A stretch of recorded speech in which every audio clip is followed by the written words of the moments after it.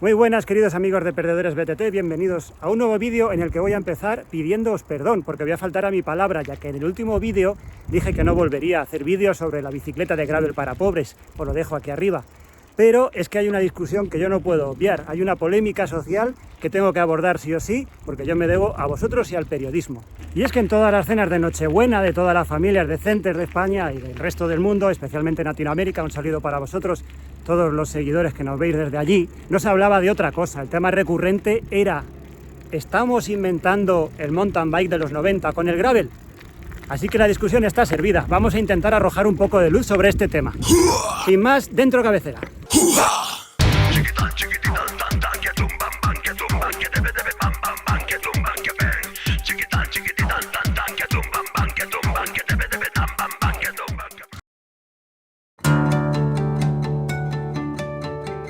Y para poder obtener una serie de conclusiones basadas en algo, vamos a utilizar dos bicicletas representantes de cada una de las modalidades que podamos comparar.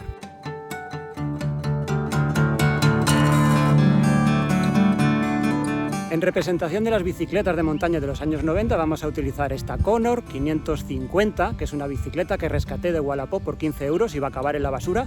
Tuve que gastarme bastante más para ponerla a punto, cambiando algunos componentes. Y bueno, ya en su día no era nada del otro mundo, pero cumple los requisitos que entiendo que debe de tener una bicicleta que represente a ese tipo de bicicletas de los años 90. Cuadro de acero, frenos cantilever, bueno, cosas que iremos desgranando a lo largo del vídeo.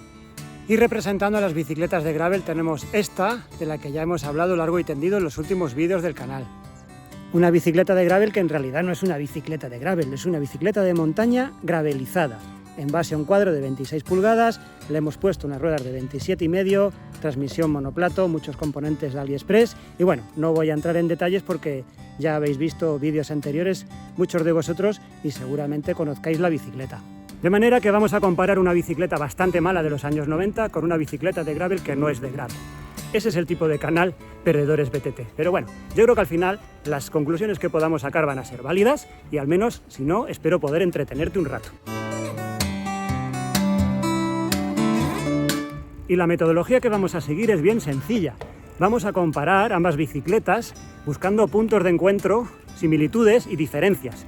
Las iremos anotando aquí al ladito y al final haremos un recuento, después de analizar distintos factores, uso para el que se han concebido las bicicletas, componentes, etc.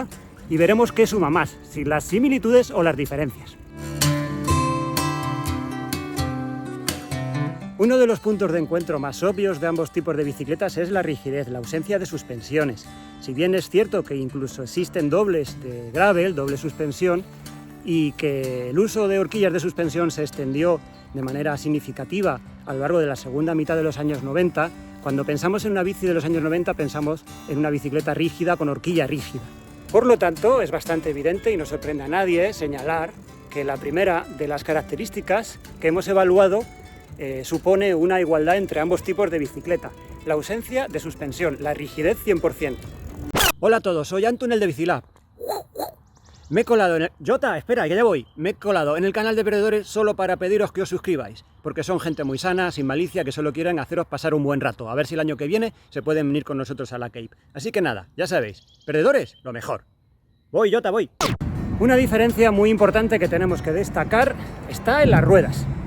Y no me refiero al material, que de eso hablaremos luego, me refiero fundamentalmente al tamaño, claro. Porque sí o sí, las primeras bicicletas de montaña, años 80-90, eran de rueda de 26 pulgadas. Y es un estándar, el de la rueda de 26 pulgadas, que se mantuvo durante un montón de años, hasta que aproximadamente 2010, en torno a esos años, empezaron a popularizar las 29 pulgadas. Las bicicletas de gravel tienen un diámetro de rueda de 700, que equivale a 28 pulgadas. Es herencia de las bicicletas de carretera.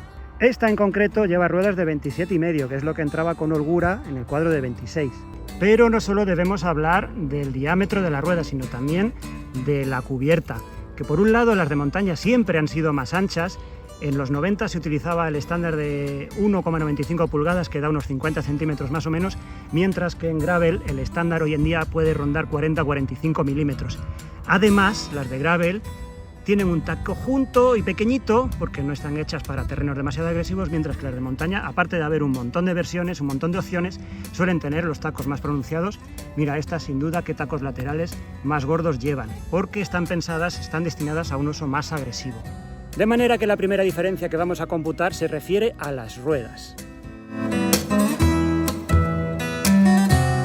Otra diferencia que tenemos que señalar está en la transmisión, porque las bicicletas de gravel, bicicletas modernas, se aprovechan de las nuevas tecnologías y muchas vienen en monoplato, la mayoría todavía con doble plato y piñoneras, casetes de 11, 12 piñones, lo que nos da una versatilidad enorme. Las bicicletas de montaña de los años 90 tienen sistemas de transmisión bastante diferentes, bastante más básicos. Y estamos hablando en todos los casos de transmisiones con 3 platos y 6, 7 u 8 coronas en el casete, siendo la corona más grande de 28 y los platos solían ser más o menos 22, 32, 42, pero yo he llegado a ver y a tener y a sufrir platos grandes de 48 dientes, que son para gente con pelos en la espalda. A esta bicicleta en su día le tuve que cambiar el juego de platos porque el eje estaba hecho una mierda y no era capaz de separarlos, así que puse un juego completo nuevo, pero el casete y el cambio permanecen de serie. Puede ser herencia directa de las bicicletas de carretera, puede ser que el tipo de ciclismo de montaña que se practicaba antes era menos agresivo en cuanto a las subidas, era más pisteo, no lo sé, pero esos desarrollos hoy en día son difíciles de mover, siendo que las bicicletas de gravel pueden tener un monoplato de 40 o un 38-42 y llegar también a coronas, a casetes con coronas de 40, vamos, unos desarrollos que te permiten ir deprisa, pero te permiten escalar con bastante más comodidad que estas bicicletas antiguas de los años 90. Además, las bicicletas de gravel cuentan con la ventaja de poder estar dotadas de cambios electrónicos. Digo ventaja porque entiendo que lo será, porque no tengo ni lo he probado, pero imagino que será más cómodo, más suave, etcétera. Las bicicletas de los años 90, evidentemente, tenían el cambio accionado por cable, en todos los casos. Miento, en todos los casos no, porque Shimano desarrolló un sistema de cambio por aire a presión. No me acuerdo cómo se llamaba, luego lo busco y os lo pongo aquí en una nota, pero no triunfó, era solo algo, digamos, experimental. Y también es significativo señalar que hoy en día todas las bicicletas llevan el cableado interno, pero en los 90, salvo raras excepciones como Klein, que jugaban en otra liga, todos los cables iban por fuera, guiados por los tubos, a veces enfundados, a veces no, pero siempre por fuera. Las bicicletas de gravel tienen el cambio incorporado en las manetas sí o sí, mientras que las bicicletas de los años 90 podíamos tener al menos 3 tipos distintos de mandos de cambio. Los pulsadores, que hoy en día es lo que se mantiene en bicicletas de montaña, los cambios giratorios, los grip shift, que funcionan de maravilla, aunque ya no se ven casi, pero bueno, yo creo que eso deberíamos de recuperarlo o mantenerlo, y los zumbis, los pulsadores por encima del manillar que se accionaban con el dedo pulgar y que también eran maravillosos y estéticamente preciosos. Este es curioso porque tiene un solo mando, tanto para subir como para bajar piñones. En la parte de los platos igual, un solo mando. De manera que tenemos que marcar los sistemas de transmisión como otra de las diferencias a tener en cuenta.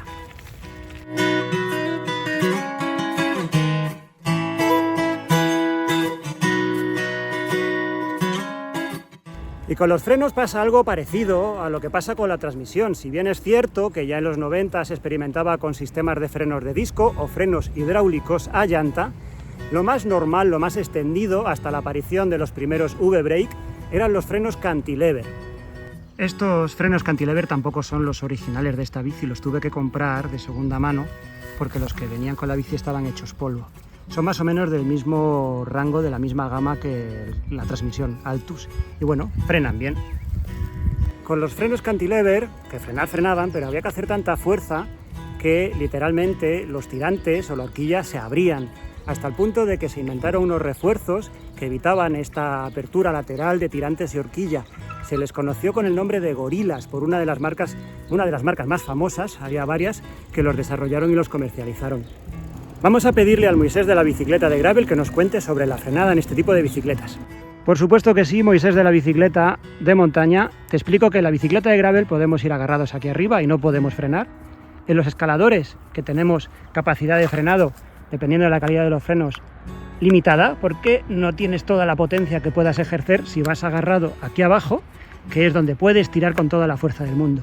¿Qué pasa? Que aquí abajo, si estás bajando por un sendero, una trialera un poco complicada, vas a llevar una postura muy tumbada, vas a ir muy sobre el manillar. Y eso penaliza, desde mi punto de vista, con respecto a la bicicleta de montaña, que vas a ir agarrado en la parte de arriba del manillar y vas a tener la capacidad de frenado intacta siempre. Uno de los inconvenientes de los frenos cantilever, como cualquier freno a llanta, es que si la rueda no está bien centrada, baila, roza y entonces es necesario llevar la rueda perfectamente alineada para tener una potencia suficiente y un tacto bueno. En este caso los discos ganan para mí sobradamente, de manera que apuntamos como diferencia significativa el sistema de frenada, en este caso para mí a favor del sistema de discos actual de las bicicletas de gravel.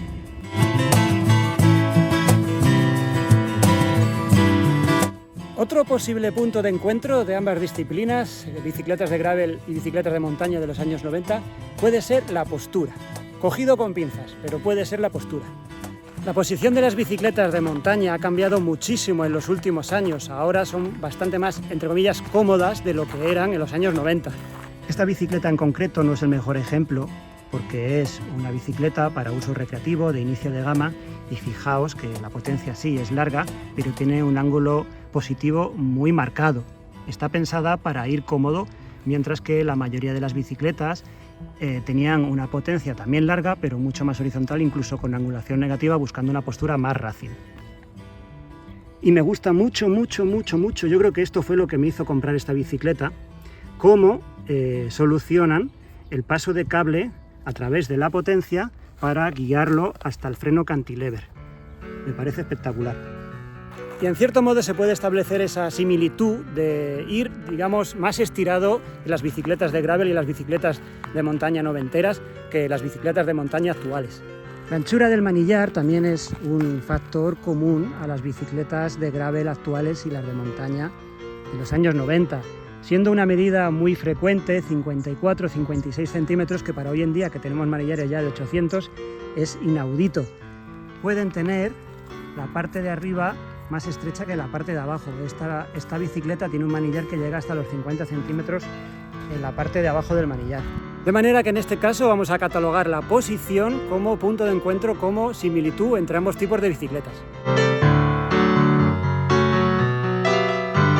Es un poco ventajista hablar de los materiales, porque hoy en día, 2026, casi todo se hace en carbono, mientras que en los años 90 había experimentos en carbono, se empezaba a extender el aluminio, pero el elemento principal, el material principal con el que se desarrollaban las bicicletas, principalmente los cuadros, era el acero. Ojo, que se construyen bicicletas de gravel con cuadro de acero y molan mucho, pero son cuadros o bicicletas muy exclusivas, posiblemente fabricadas a medida, que tienen que molar un montón y yo me moriría por una de ellas. Pero lo general son cuadros de carbono. Esta es una bici de aluminio, salvo la tija que es de carbono. Aún así, la diferencia de peso, que es lo que nos da el material principalmente con respecto al acero, es enorme. Esta bicicleta ronda los 11 kilos, poco más, mientras que la que hemos estado probando de montaña se acerca casi a los 15. Y lo mismo que hay carbonos de diferentes calidades, había aceros de muy diferentes calidades, y un cuadro en la misma talla podía pesar casi 3 kilos si el acero era malo, o 1,7 kg si el acero era bueno. En cualquier caso, si lo comparamos con los 900 gramos, por ejemplo, que puede tener un cuadro de carbono actual, la diferencia de peso es enorme. Así que tenemos que computar una nueva diferencia relativa a los materiales.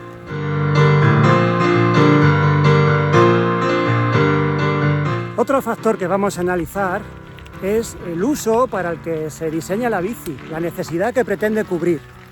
Y aunque con cualquier bicicleta podemos hacer cualquier tipo de ciclismo, yo puedo ir por la carretera con la bicicleta de montaña, nadie me lo impide, las bicicletas de gravel están más pensadas o ideadas para rodar por este tipo de caminos, mientras que las de montaña para sacar ventaja a senderos como este, que tiene mucha más pendiente de la que se aprecia.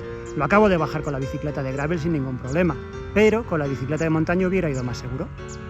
Gravel por aquí, montaña por aquí, o al revés, o haz lo que quieras. ¿Qué te voy a decir yo lo que tienes que hacer tú con tu bici?